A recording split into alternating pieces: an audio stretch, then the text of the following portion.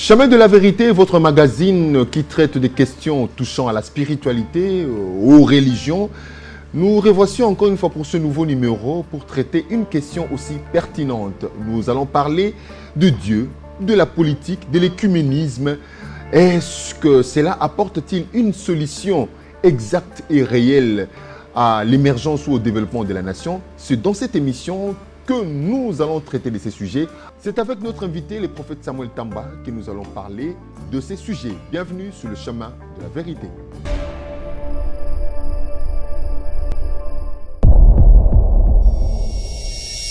Voilà, nous allons parler de l'écuménisme et la politique. L'écuménisme politique, est-ce une solution pour le développement de la nation? Tous ces hommes de Dieu qu'on rassemble des différentes religions.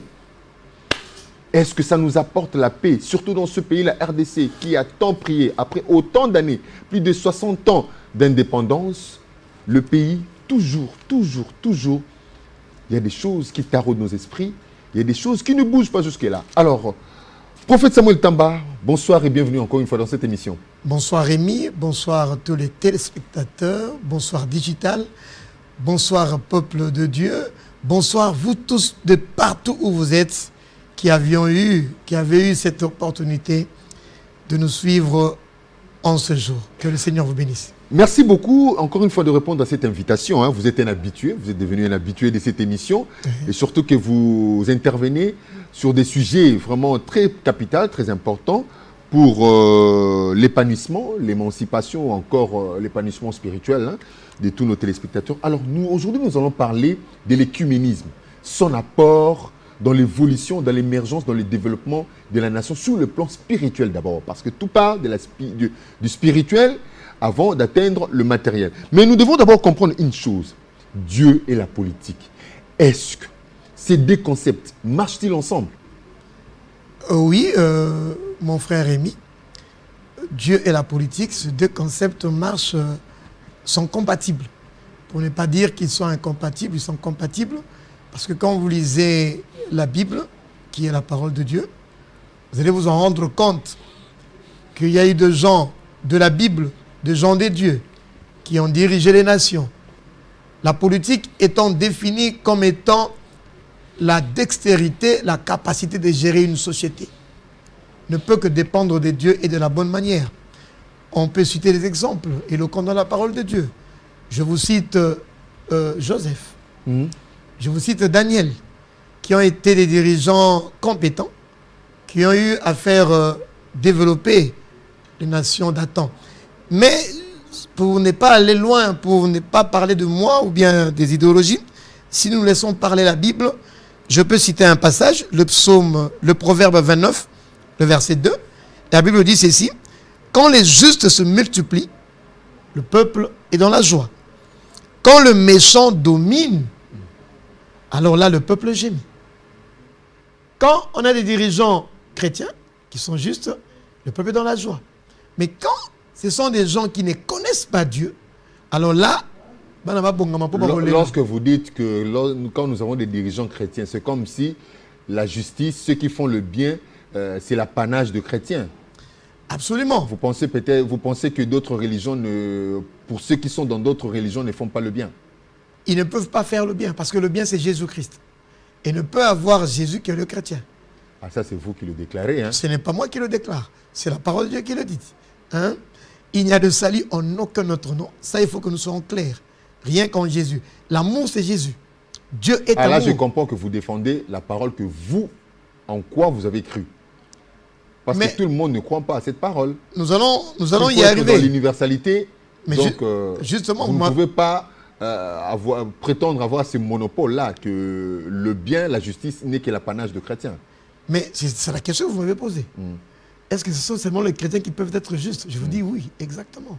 C'est ce que je crois et c'est ça la vérité. Ça, ceci est notre débat. Alors, où Dieu est-il impliqué dans la politique? Parce que la politique, comme vous l'avez défini, nous voyons déjà, c'est la gestion de la cité, la gestion des hommes, des citoyens, tout ça. Et Dieu reste là-bas dans le temple. Et où se trouve la place de Dieu? Parce que même dans votre Bible, là, nous allons voir quelque part les peuples de Dieu, les entre guillemets, soi-disant peuples de Dieu, par rapport à votre livre. On dit à ces dieux-là, Tolembio, laisse-nous choisir quelqu'un qui va nous diriger. C'est-à-dire que Nzambe doit rester dans le tabernacle, dans les synagogues, Dieu doit rester là-bas dans ses affaires et laisse-nous nous occuper de la politique, la gestion des hommes, des citoyens de la cité. Ok, moi je pense que quand quelqu'un est gouverné, les gouvernés ont besoin d'un monsieur, des gens qui vont bien le conduire, bien le gouverner. Or la Bible dit, Proverbe 14, 34, que la justice élève une nation. Or, ne peut être juste que quelqu'un qui a le Seigneur, qui a Jésus, qui a Christ. C'est là où Dieu est impliqué.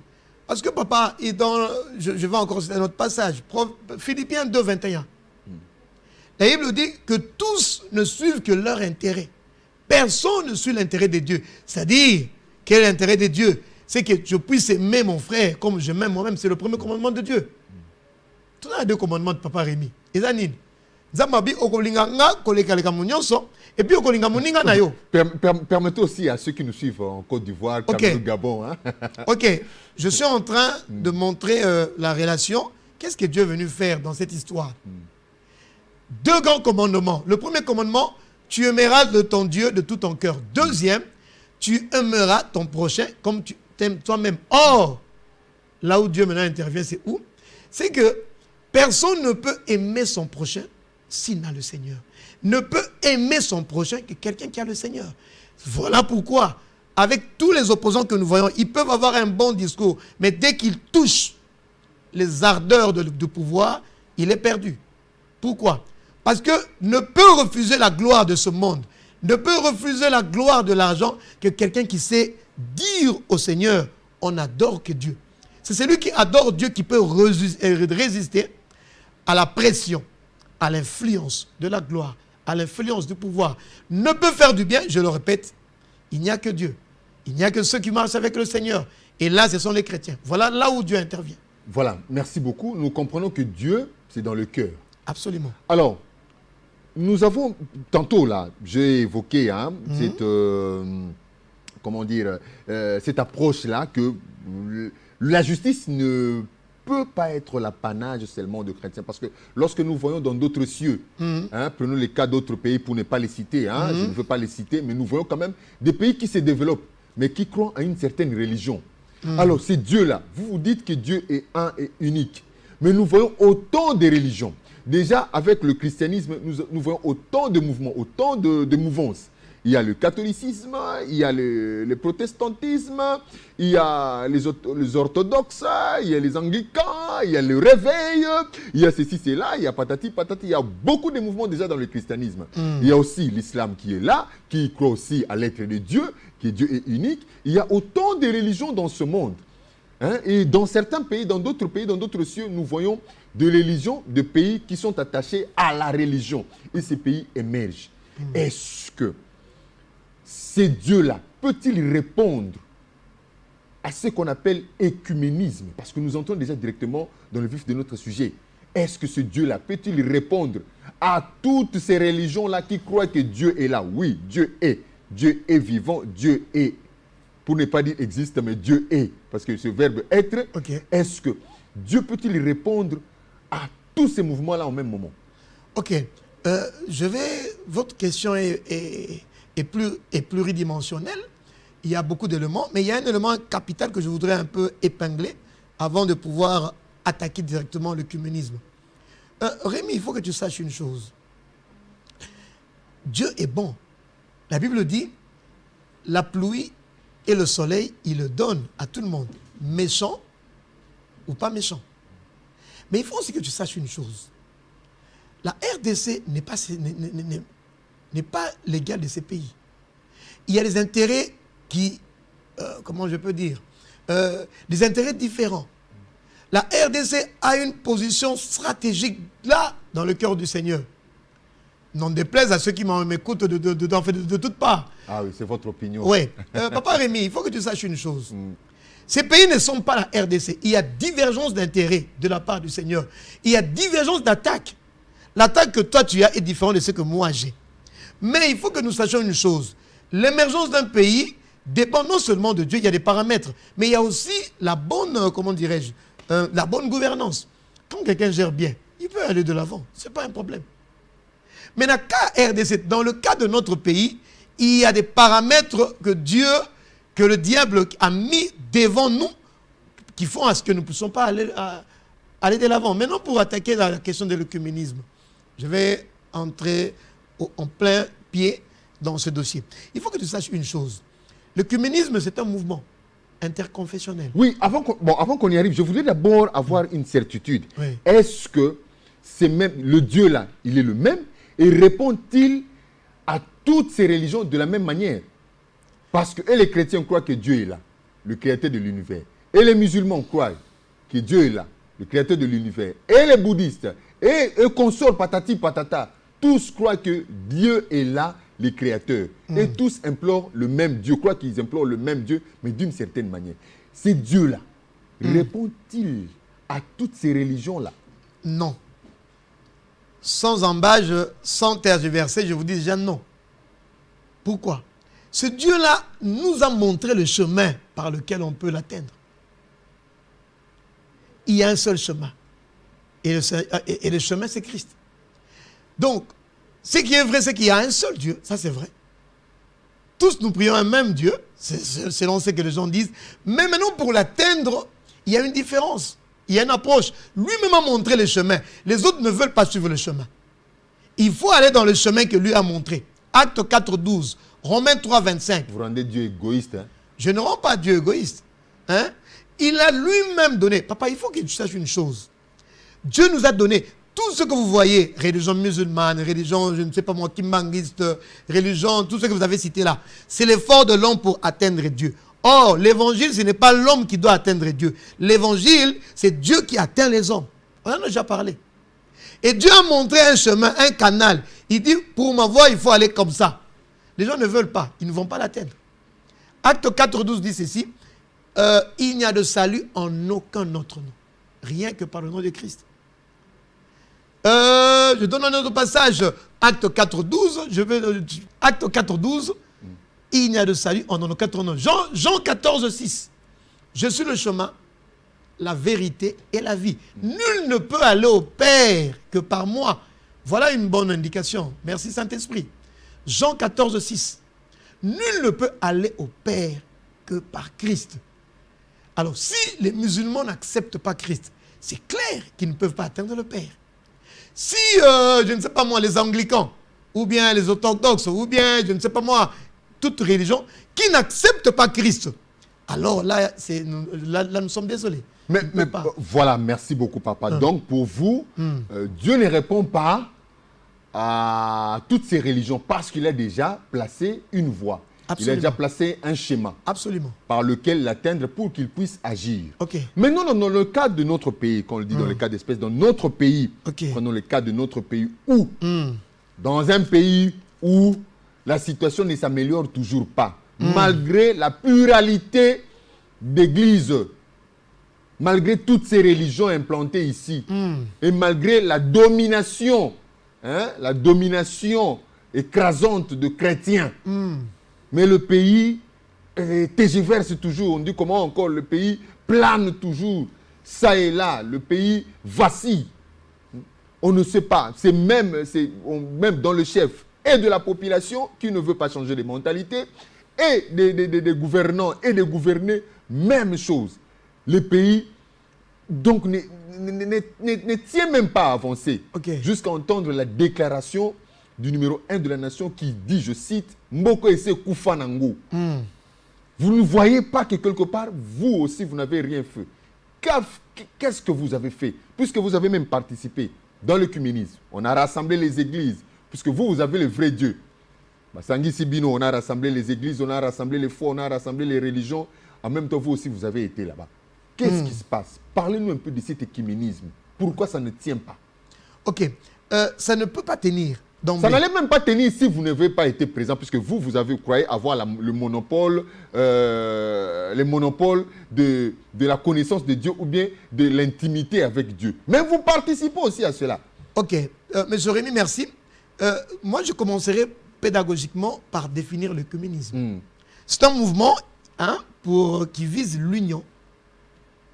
L'union des personnes qui professent des idéologies différentes. Vous comprenez? Déjà, nous devons faire une différence entre un dialogue interreligieux et un dialogue interœcuménique. Quand nous faisons un dialogue interreligieux, les traditions ou bien les différentes confessions gardent leur idéologie, leur tradition. Mais dans le dialogue œcuménique, là maintenant nous recherchons une unité commune. Nous voulons cheminer ensemble. Et le passage que les œcuménistes utilisent, c'est le Jean 17, 21. Écoutez ce que la Bible dit. Afin que tous soient un, comme toi, Père, tu es en moi. Et comme je suis en toi, afin que eux aussi soient un en nous, pour que le monde croie que tu m'as envoyé. Les hommes, dans leur manière de raisonner, de réfléchir, ont voulu être un, en se basant sur ce passage. Jean 17, 21. Mais alors que les hommes étaient en train de réfléchir comme cela, ils étaient en train d'accomplir le plan du diable. Oh, comment ça? Là maintenant, c'est là où le débat devient houleux. C'est là où le débat devient intéressant. Vous comprenez? Et là, je vais maintenant... Donc l'œcuménisme, s'il faut bien comprendre, n'est pas la volonté de Dieu. Voilà. C'est ce qui se fait maintenant là. Vous avez une mémoire fluide. Vous commencez à comprendre les choses. Parce que moi, je ne peux pas saluer quelqu'un qui confesse une autre religion. Quand les confessions religieuses congolaises ici sont en train de faire sortir le numéro 1 de la CENI, mais Dieu n'est pas dans ces choses-là. Tu comprends? Dieu n'est pas là. Parce qu'au fait, la Bible m'interdit de saluer un musulman. Comment ça? Tu peux lire, papa, 2 Jean, chapitre, verset 10, 11. Il n'y a qu'un seul chapitre. Rapidement. 2 Jean. 2 Jean. 2 Jean. 2 Jean, le verset 10 et le verset 11. Ma Bible est là, dans 2 Jean, il n'y a qu'un seul chapitre. Oui, absolument, le verset 10 et le verset 11. Tu peux lire? Wow. Ah, 2 Jean, chapitre 1. Oui. Ah, voilà. Allons-y. Oui, quand vous dites, si quelqu'un vient à vous et oui. n'apporte pas cette doctrine, ne le recevez pas dans votre maison et ne lui dites pas salut. Verset 11. Car celui qui lui dit salut participe à ses mauvaises œuvres. Ok, maintenant la doctrine c'est quoi? C'est le verset 7. Plusieurs séducteurs sont entrés dans le monde, ne déclarent pas publiquement que Jésus-Christ est venu en chair. Donc, celui qui n'accepte pas que Jésus-Christ est Dieu, n'a pas la bonne doctrine. Il n'a pas le Seigneur et je ne peux même pas le saluer si je m'en tenais qu'à la Bible. Mais eux se saluent ensemble. Dans notre confession, je dis, ensemble. Ils sont en train... Mais c'est l'humanisme. Non, justement, je suis... Tu aimerais ton prochain comme toi-même, tu aimerais ton Dieu de tout ton cœur. Je vais parler de la parole de Dieu. Donc, quelque part, la Bible, elle se contredit elle-même. La Bible ne se contredit pas. Laissez-moi évoluer dans mon argumentaire. Apocalypse chapitre 17, le verset 1. Puis un des 7 anges qui tenait les 7 coupes vint et il m'adressa la parole en disant, viens, je te montrerai le jugement de la grande prostituée qui est assise sur les grandes eaux. La grande prostituée. Il faut que tu saches une chose, Rémi. Il faut que le monde sache une chose. Il y a une fausse église qui va précéder l'arrivée de l'Antichrist. Et c'est cette église, c'est l'église œcuménique. C'est l'église du nouvel âge. Il faut que nous disions une chose. Dans 2 Corinthiens 11, 2, Jésus va revenir, tu le sais. Il va revenir prendre une épouse, sa femme, la fiancée, selon 2 Corinthiens chapitre 11, le verset 2. Maintenant, le diable dévance. En faisant quoi? En préparant, la Bible l'appelle la grande prostituée. C'est la contrefaçon satanique de l'épouse. Tu comprends? Prostituée aux autres langues. Tu comprends, non? Je vous suis. Quand quelqu'un est appelé prostituée, c'est la contrefaçon satanique de l'épouse. Une femme qui a laissé son mari qui est Christ, là il y a l'idolâtrie qui entre en ligne de compte. C'est une fausse religion qui à maturité va déifier un homme. Là maintenant, tout ça on a un niveau, il y a Bandeli. Apocalypse 17, 1, on dit que non. Je vais lire. Je te montrerai le jugement de la grande prostituée qui est assise sur les grandes eaux. Maintenant, les grandes eaux, c'est qui? Le verset 15 nous le dit. Les eaux que tu as vues sur lesquelles la prostituée est assise, ce sont des peuples, des foules, des nations et des langues. Cela veut dire quoi? Ça veut dire que l'œcuménisme va couvrir un grand nombre de gens, de peuples, des langues. Ça englobe tout ce que tu appelles chrétiens. Ce ne sont pas des vrais chrétiens. Dieu recherche les vrais adorateurs, papa. Et il y a des gens, tu n'as qu'à voir, papa. Regardons ce qui se passe chez nous ici au pays.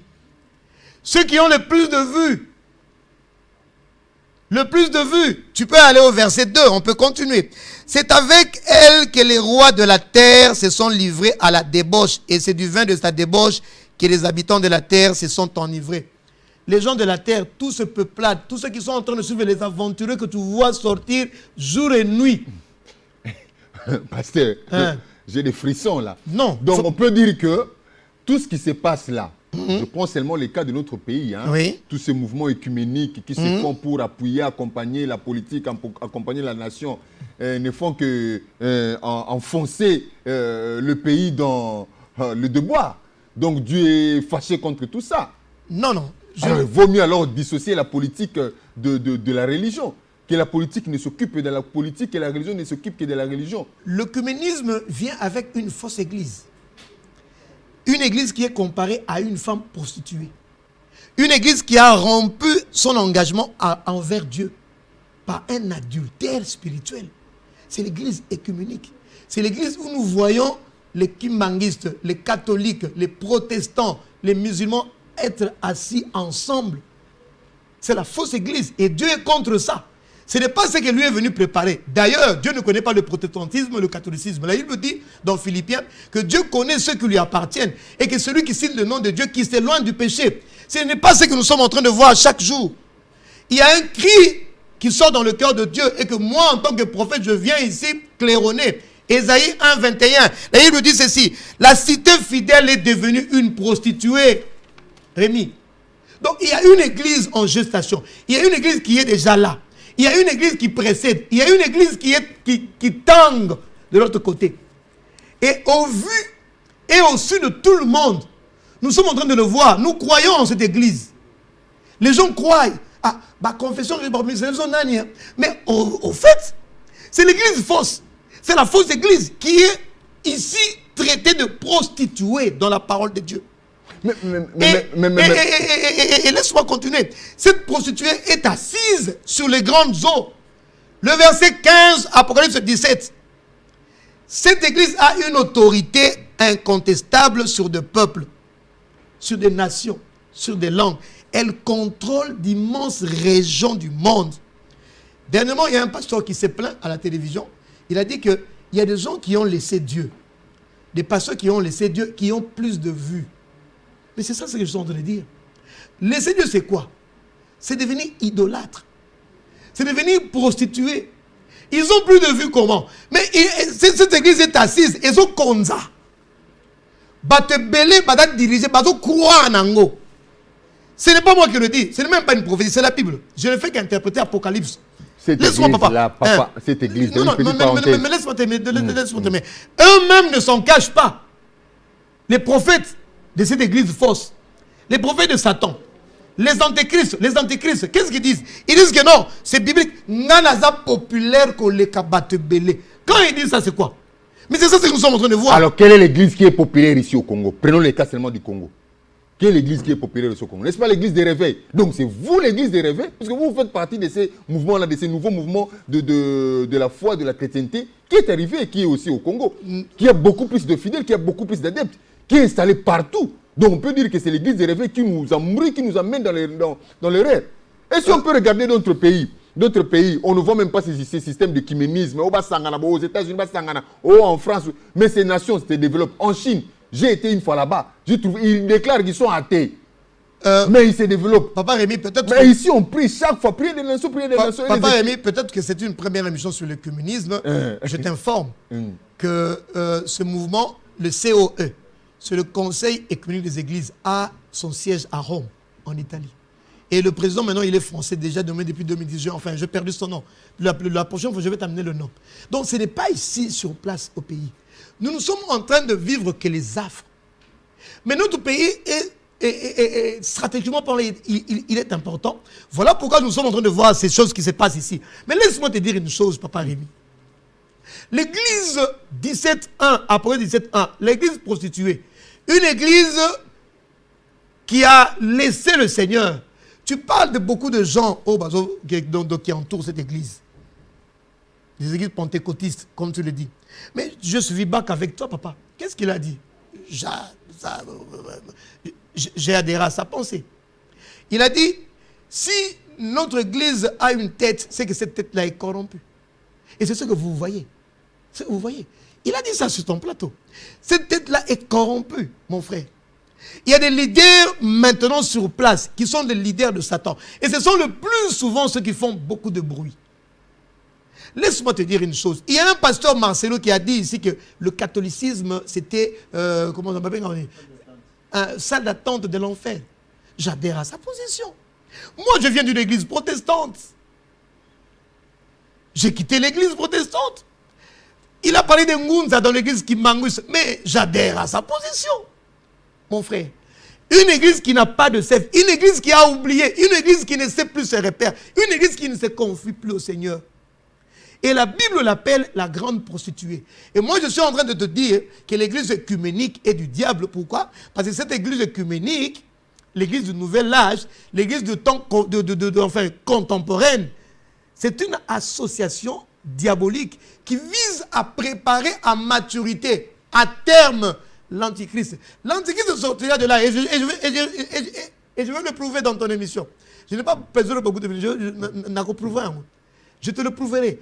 Mais laisse-moi déjà dire, comme tu l'as compris, que le pouvoir, quand il se base sur l'écuménisme, quand il se base sur les confessions religieuses, pourquoi?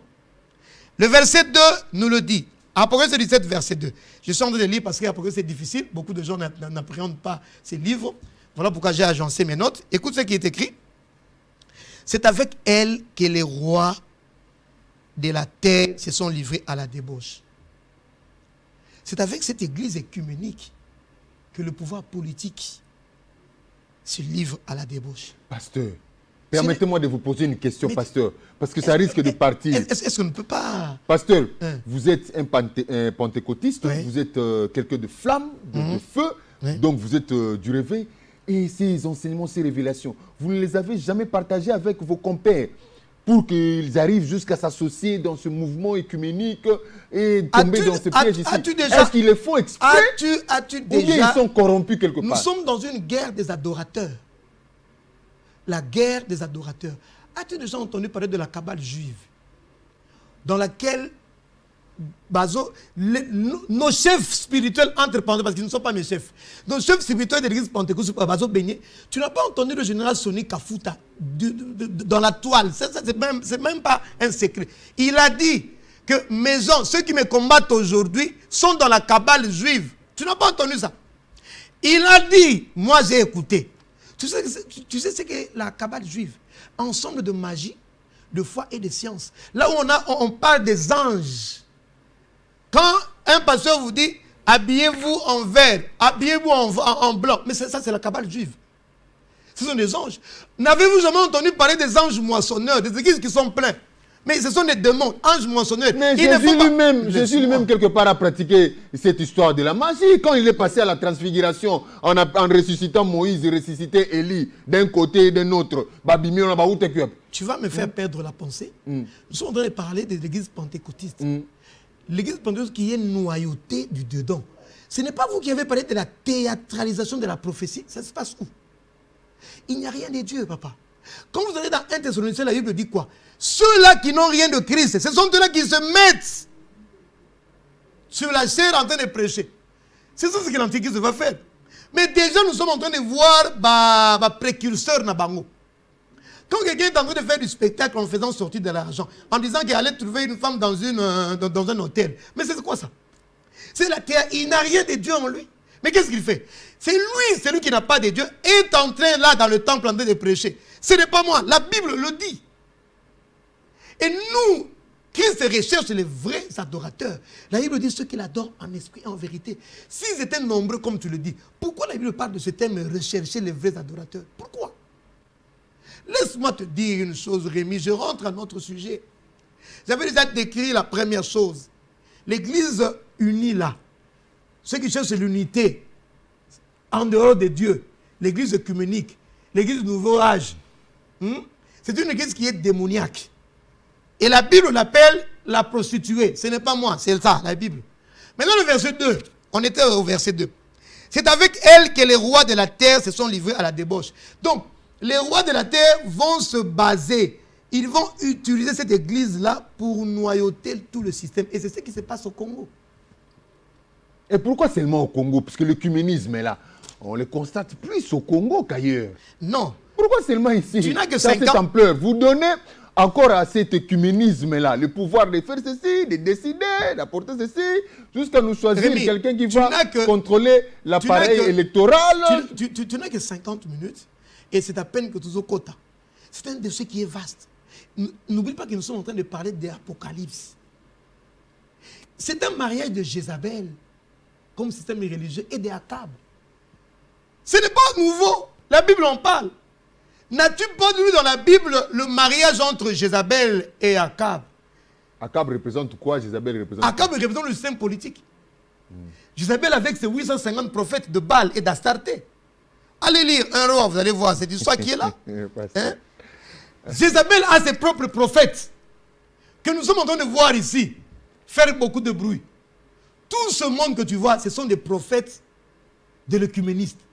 C'est un système religieux, Jézabel.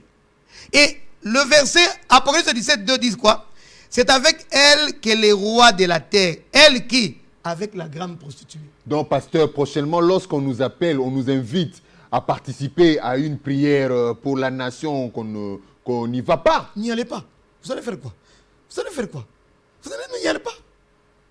Oh, dans les choses de Dieu, on doit être strict. Moi, je suis là en tant que prophète en train de parler de la... Je ne parle pas de moi. Je parle de la parole de Dieu. Le mariage entre Akab et Jézabel, c'est là où nous avons l'œcuménisme. Yango Vandiwan. Préfiguration du système politique et religieux de la fin de temps. Ce mariage a un soubassement. J'ai écrit quelque chose ici. Écoute-moi ceci.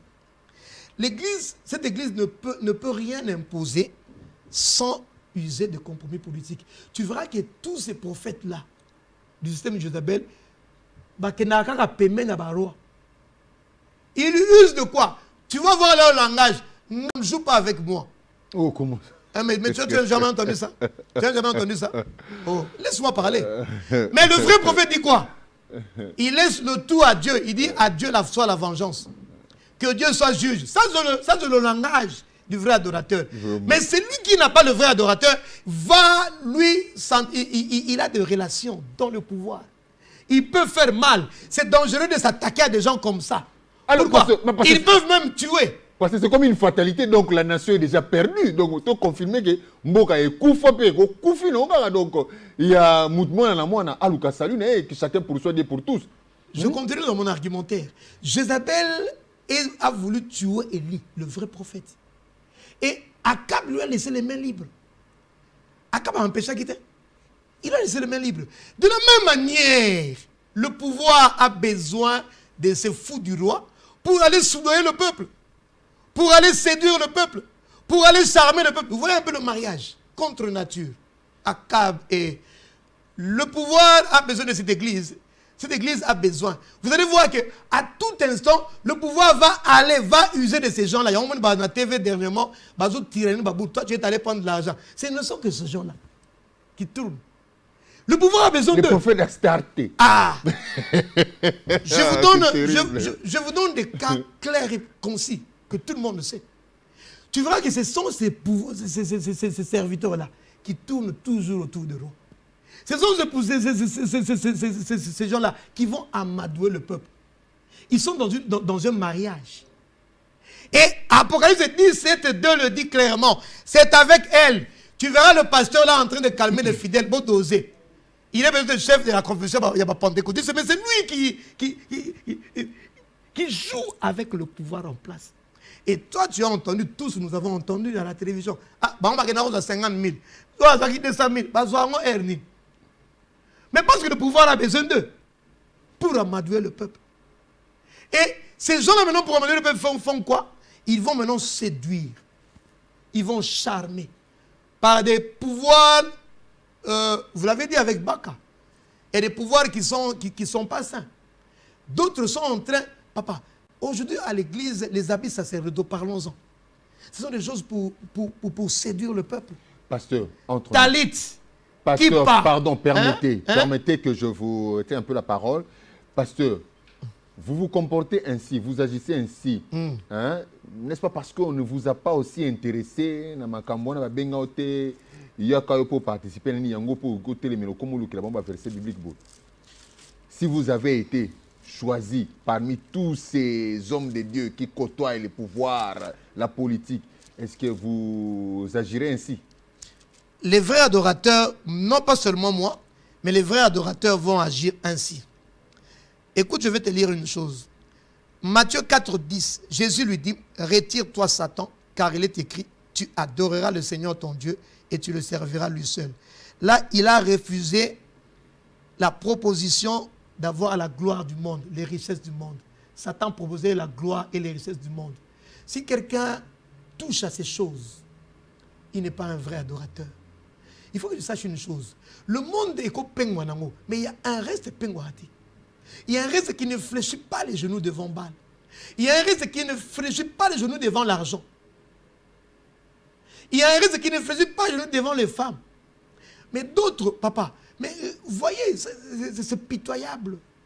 Aujourd'hui, il y a des pasteurs qui peuvent passer à la télévision et dire que moi, avec le pasteur Langana Lekiye, avec les biens matériels, moi j'ai beaucoup de voitures, j'ai beaucoup d'argent. Tu vois la comparaison de l'église œcuménique. L'église œcuménique a ses prophètes. Mais moi, je parle de la part du Dieu tout-puissant. Qui recherche le fait. Il faut que tu saches une chose. Le monde peut aller je ne sais pas moi, en déliquescence. Mais il y a toujours eu un reste qui ne fléchit pas. Avec Baka, vous avez donné l'exemple de Michel. Tous les prophètes pouvaient venir prophétiser comme le pouvoir dit. Mais il y avait un qui était resté, lui, prophétiser de la part du Seigneur. Aujourd'hui, il y a des gens qui sont en train de charmer le peuple. Ils veulent que va faire croire en bas que ce sont eux. Avec des pouvoirs démoniaques. Avec des choses qui ne sont même pas de Dieu. Tout ça pour séduire le peuple. Et tu verras à la fin, ils auront besoin d'argent. Ils font sortir de l'argent, mais eux-mêmes n'ont pas... Je suivis un de leurs, mais il fait sortir de l'argent, mais lui-même, il est encore locataire jusqu'à présent. Mais il fait sortir de l'argent. Ça, c'est la séduction. Et le premier signe qui précède l'arrivée de l'antéchrist et de l'antichrist, c'est la séduction, papa Rémi. Il faut que des antéchrists et des faux christs et des antéchrists viennent avant. Et c'est ce que nous sommes en train de voir. Et c'est ce que l'église œcuménique est en train de nous amener. Alors, pasteur, sommes-nous voués à cette perdition, à cet échec, parce que c'est déjà la prophétie qui a été déjà dite, été établie, la prophétie a été déjà déclarée. Donc, nous sommes déjà voués à la perdition. Non. Que faire pour nous échapper un peu de tout ça? Moi, je ne dirais pas comme ça, papa. Je vais vous donner un bel exemple ce soir. Akab et Jézabel. Il y a eu un victorieux. Même s'ils étaient nombreux, il y a eu un qui a tout vaincu, c'est Élie. Mais papa, quand on déjà l'Apocalypse, le verset biblique, le passage biblique que vous nous donnez ici, la prophétie, elle est déjà là. La séductrice sera là. Elle va s'asseoir, siéger sur des nations. Les nations seront attachées à elle, tout ça, tout ça. Donc, c'est-à-dire que ces nations sont vouées, donc vouées déjà à la perdition, vouées déjà à la mort. Non. Et il faudrait que chacun de nous, moi, abendana, que chacun sauve occupé. Tu sembles faire sortir ces passages de ma contexte. Je n'ai fait sortir que 2 passages. Apocalypse 17, verset 1. Apocalypse 17, verset 2, pour te prouver l'œcuménisme. Pour te dire qu'ils ont 4 nabiso. On l'appelle la grande prostituée. Pourquoi? Parce qu'il y a l'idolâtrie. Ce qu'ils font, c'est que moi, un pentecôtiste, je dois faire avec un musulman. Non, ça n'est pas. Que faire pour sauver la nation? Mais les gens doivent revenir à la vraie parole. Les gens doivent revenir au mariage. Le pasteur de Dieu, c'est quoi? Les hommes l'ont quitté, ils l'ont abandonné. Aujourd'hui, papa, mais voyons ce qui s'est passé. Ce qui se passe. Moi, je me souviens un abbé catholique, là, c'est celui qui était porte-parole, qui est devenu cardinal. Il s'est plaint un jour, il dit que non, depuis 2004 jusqu'à 2000, il n'y a que 6 confesseurs qui étaient toujours ensemble. Chose curieuse. Il a dit ça, tout le monde a suivi, c'est sur la toile. Va clignoter à l'internet, tu vas voir. Les gens sont en train de courir, non pas selon la pensée de Dieu, mais selon la pensée de l'argent. Ils sont corrompus. Parce qu'ils ne sont pas de Dieu, ils ne dépendent pas de Dieu. Quelqu'un qui dépend de Dieu ne peut pas être corrompu. Il va exprimer la pensée divine. Ah, mais Dieu leur a donné, accordé déjà les pouvoirs, parce qu'il a dit, vous croirez à mes prophètes, et les prophètes, c'est que les prophètes diront. Et puis, moi, Dieu, j'agirai. Mais justement, ce sont les prophètes, les princes de l'Église. Justement, c'est ce que je suis en train de dire. Il y a des intrus. Il y a Satan qui a intégré. Et si nous parlons d'Apocalypse 17, c'est pour que, quand je suis en train de parler, c'est pour faire quoi? Je suis en train de mettre la puce à l'oreille. Aujourd'hui, papa, quand je parle de la cabale de Dieu, il y a des gens qui se font rebaptiser là, à la rivière de Jourdain. Oh, la Bible dit que non. Ils quittent ici pour aller au Jourdain. Mais oui, mais il y a des leaders et des chrétiens qui quittent ici, qui vont dans le mur de lamentation. Oh, mais ma kiti, bakena ma Yesu. Ah, et ils se font rebaptiser. Oh, la Bible dit, et il dit que notre Dieu n'habite pas dans des maisons qui sont construites de mains d'hommes. L'adoration elle est spirituelle. Jean 4, même à Jérusalem, Dieu n'est pas là. La présence de Dieu est partout. La présence de Dieu n'est pas dans le mur. Et la présence de Dieu n'est pas là dans la rivière de Jourdain. Non. Christ a sa baptisement pendant qu'à la main. Aujourd'hui, il y a des leaders, il y a aucun mois, qui se vont rebaptiser. Je me demande maintenant pour le qu'est-ce qu'ils vont faire? Et ce sont les choses qui se passent sur place ici. Des pasteurs qui sont en train de s'habiller en kippa, en talit. Tu connais le kippa? Le petit béret. Mais le béret, ce n'est pas pour les chrétiens. Le béret, c'est pour qu'un rabbin dise que non, je suis un rabbin. Je suis un rabbin. Oh, le rabbin et le christianisme, ce ne sont pas la même chose. Ils ne croient pas à la divinité de Christ. Mais aujourd'hui, les gens s'habillent avec ces habits. Les habits sacerdotaux, entre parenthèses. C'est-à-dire qu'ils sont en train de faire de l'occultisme. Parce que Dieu n'est pas dans ces choses, papa. Dans Galates chapitre 3, le verset 27, la Bible dit, parez-vous du vêtement de Christ. Point barre. Mais bien les autres. Et ce qui est bizarre, c'est quoi ça? C'est pour séduire. Dieu, la présence de Dieu, la gloire de Dieu est dans la simplicité. C'est la haute dimension. Ils disent que c'est de la haute dimension. Vous dites c'est de la haute dimension réservée seulement à ceux qui sont plus élevés. On a remarqué, on l'a vu aussi, on l'a lu dans la Bible. Christ n'allait pas partout avec tous les apôtres. Il y avait autant de disciples, il n'y avait que 12 apôtres, mais du moins, il choisissait que 3 avec lesquels il montait sur la montagne, comme par exemple le cas de la montagne de transfiguration. Où il s'est révélé comme ça, il s'est manifesté comme ça. C'est 3 apôtres seulement. C'est pour dire que les des dimensions, certaines dimensions, ce n'est pas donné à tout le monde d'y parvenir, d'y atteindre. Là maintenant, c'est ça où l'occultisme est côté. Est-ce que tu sais que le talit ouvre le 3e œil, selon la philosophie judaïste? Ce sont ceux qui disent, leur écharpe, là, ça ouvre le 3e œil. Chez nous, nous ne sommes plus dans le sacerdoce lévitique. Nous sommes dans le sacerdoce de Melchisédek. Et quand nous acceptons Christ, tout est déclenché. Mon frère qui est à la caméra ici et l'autre qui est de l'autre côté, s'ils acceptent Christ, ils entrent dans les dimensions les plus grandes. Point barre. Il n'y a pas question d'initiation. Il n'y a pas question d'avoir un habit sacerdotal. Parce qu'ils portent ces choses-là, ils ne savent même pas la signification de ces habits.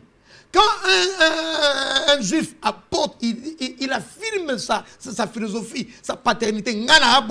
C'est des mouvements judéo-chrétiens. Ah, vous comprenez un peu ça? Donc nous, on n'a pas ça. On n'a pas même besoin de l'huile, même pas besoin de la poudre. On n'a besoin de rien d'autre. La Bible dit que la route elle est ouverte et nous pouvons entrer par notre adoration, par notre prière. Nous entrons là, dans la présence de Dieu. On n'a pas besoin de toutes ces choses-là. D'ailleurs, si quelqu'un met quelque chose, à partir de l'habit que je portais, j'ai un plus. Ça, c'est la doctrine du diable. Il n'y a aucun autre sacrifice que Jésus a donné pour que nous soyons grands. Le sacrifice de la croix, point barre. Aucun autre sacrifice. Oh, un habit, non. Et si tu peux lire la Bible, dans Galates chapitre 3, le verset 27, je te le dis. Nous devons nous être habillés, nous devons revêtir Christ, point barre. On n'a pas besoin de notre habit, papa. Papa, laisse-moi te dire. Vous avez dit Galates combien? Galates chapitre 3, le verset 27. Galates 3, 27. Oui. Je vais en avoir le cœur net. Oui. Vous avez tous, tous qui avez été baptisés en Christ, vous avez revêtu Christ. Point barre. Mais ça, c'est en esprit, non? Ah, mais oui. C'est en esprit. Mais Christ nous faut matérialiser, il faut matérialiser. Je n'ai jamais vu dans la Bible où la Bible dit que non, soyez revêtus. Mais vous vous rappelez que Christ, quand il est entré pour la première fois en âge adulte, il a porté les talit, il s'est couvert la tête, il a ouvert le livre là d'Ésaïe. Voici ceci, cela, patati, patata, et il est arrivé. Puis, il s'en est débarrassé de ces talit-là, non? C'est pas ça. La Bible nous dit Jean 4, 20 à 24, il dit que non, Dieu cherche ceux qui l'adorent en esprit et en vérité. Les choses de chair là n'ont rien à voir. Mais qu'est-ce qui se passe? Un habit n'a rien à voir. Makambo aussi, là, comme vous l'avez dit, là, c'est tellement immense et vaste et profond. Christ là, la transfiguration, n'est-ce pas de l'occultisme, n'est-ce pas de la magie? Hein? Réveiller deux morts, hein? Décédés au temps des siècles passés. Vous les réinterpellez comme ça. Et puis, comment est-ce que ces gens-là ont reconnu, les Pierre, Jean et Jacques ont reconnu que c'était Élie et Moïse? C'est toi qui les appelles des morts. Et la Bible me dit que celui qui est mort en Christ, il n'est pas mort. Ah, mais ils sont des morts, ils se reposent de leurs œuvres, ils attendent. Parce que les seuls ressuscités, là vous allez maintenant contredire la Bible, parce que les seuls ressuscités, c'est Christ. Et rentrons d'abord dans notre Apocalypse 17. Parce que vous êtes à la base vous-même de l'écuménisme. Non. C'est vous qui êtes à la base de l'écuménisme. Donc, ce sont les chrétiens qui sont allés chercher les autres religions. Si les téléspectateurs qui sont en train de nous suivre peuvent retenir quelque chose en ce soir, ils doivent retenir ceci. Que Dieu traite de prostituée cette église œcuménique. Une église qui cherche l'unisson. Une église qui s'est éloignée du Seigneur. La Bible dit dans 2 Corinthiens chapitre 11, 2, Dieu va revenir prendre une épouse. Mais maintenant, il y a une contrefaçon satanique. Le diable est en train de se forger une église. Il prépare une église. Et la Bible informe déjà que cette église-là couvre les eaux. Et l'explication, nous ne l'avons pas du prophète Samuel, nous l'avons de la Bible elle-même. Le verset 15 est éloquent. Il dit que ce sont des peuples, des nations et des langues. Hein? Pasteur, voilà, nous avons fait autant de minutes, hein, nous tendons vers la fin. Justement, je suis en train d'asseoir la pensée de ce soir. Hein? Et c'est cette église-là qui, à maturité, va déifier un homme. Pourquoi? Parce que l'antichrist sera une personnalité politico-religieuse. Voilà pourquoi déjà maintenant, il y a une église qui s'apparente. Il y a une église qui flirte avec le pouvoir. J'ai entendu dire un pasteur dire Il ne sortira pas du Congo, j'espère. Vous dites? L'antéchrist là ne sortira pas du Congo. Hein. Mais le communisme, c'est un mouvement qui est mondial. Qui est mondial. Il y a la monnaie, c'est mondial. Mais l'antéchrist sera une autorité politico-religieuse. Alors, pasteur, nous avons compris, nous vous avons suivi. Que faire pour sauver notre patrie? Il faut que